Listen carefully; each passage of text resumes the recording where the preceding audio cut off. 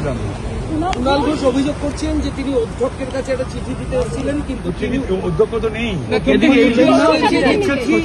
উনি যেহেতু নেই চিঠি জমা নেওয়া যাবে না, এটা একটা নতুন সচিবালয় থেকে জানিয়েছে। এই কথাটা হয়ে গেল একটা গোল গোল কথা। সচিবালয় বলতে হবে যে হয়ে যায় he had been to the office of principal secretary or not. সচিবালয় তো জমা নেয় না, জমা নেয় in absence of speaker. Speaker তো নেই কলকাতায়, আগে আসেন, সুতরাং সেটাই জমা নেবে সেক্রেটারি। প্রিন্সিপাল সেক্রেটারির সঙ্গে নাকি কথা বলেছেন এবং টেলিফোনের কাছে গতকাল একটি চিঠি দিয়েছেন, সচিব সেটা রিসিভ করেছে, আমি নিতে পারবো না, বলছেন নিতে পারবে না। আমি জানি না, তাহলে সচিবের সঙ্গে আমি কথা বলতে হবে।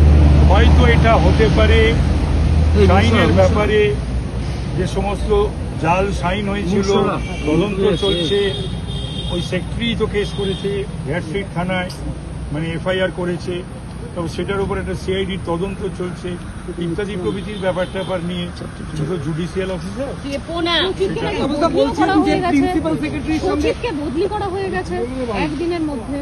গতকাল তারা চিঠি জমা দিয়েছেন, আজকে সচিব জানিয়েছেন তিনি বদলি হয়ে গেছেন, তিনি আর কাল থেকে বসবেন না এমন জানিয়েছেন। সেটা আমি বলতে পারবো না, স্পিকার এলে পরে সেটা বলতে পারবেন এবং আমিও জেনে বলতে পারবো। আমি তো আজকে এসেছিলাম নিজের যেখানে বসি আর কি, আপাতত সেখানে বসলাম, কেউই তো নেই। আরো যেটা দাবি করছেন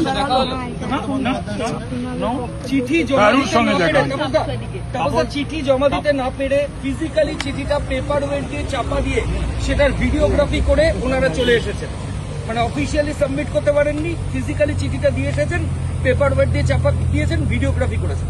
সেগুলো কিছু ব্যাপার নেই তো, যা ওরা করেছে। আইনত যেহেতু মামলা চলছে সেই কারণে আমার মনে হচ্ছে যে একটা তো মামলা টামলা চলছে, সিআইডি হ্যান্ড রাইটিং এক্সপার্ট এই সমস্ত তো হয়েছে না, সেই সব কারণে হয়তো এই যে বলছে যে ইয়ে নেই, সেক্রেটারি নেই, বলছেন যে আগামীকাল থেকে আমি আর নেই, আমার হয়তো বদল হয়ে গেছে। এবং পাশাপাশি কুণাল ঘোষ বললেন যে পার্টিকুলার কোনো চিঠি জমা নেবেন না, এমনটাই নির্দেশ স্পিকারের। স্পিকার কোনো নির্দেশ দিয়ে থাকলে সেটা নিয়ে কোনো আলোচনা করা যায় না, অন্তত আমি করবো। মমতা বন্দ্যোপাধ্যায়ের আজকে যে ধর্ণা, সেখানে অধিকাংশ বিধায়করা এলেন, তো ওখানে যদি চলে যায়, এখানে কুণাল এখানে না থেকে যদি ওখানে চলে যায়, একজন বিধায়ক বাড়ে, অন্তত সেই কাজটা কুণাল করুক। পরাজিত কয়েকজন বিধায়ক আছেন, সাংসদ দেখাবেন না মমতা বন্দ্যোপাধ্যায়ের ধর্নায়। কি অবস্থা, হ্যাঁ সত্যি দুর্ভাগ্যজনক, দুঃখজনক। সেই জন্যই ক্ষমতায় থাকলে না দম্ভ দেখাতে নেই, অহংকার দেখাতে নেই।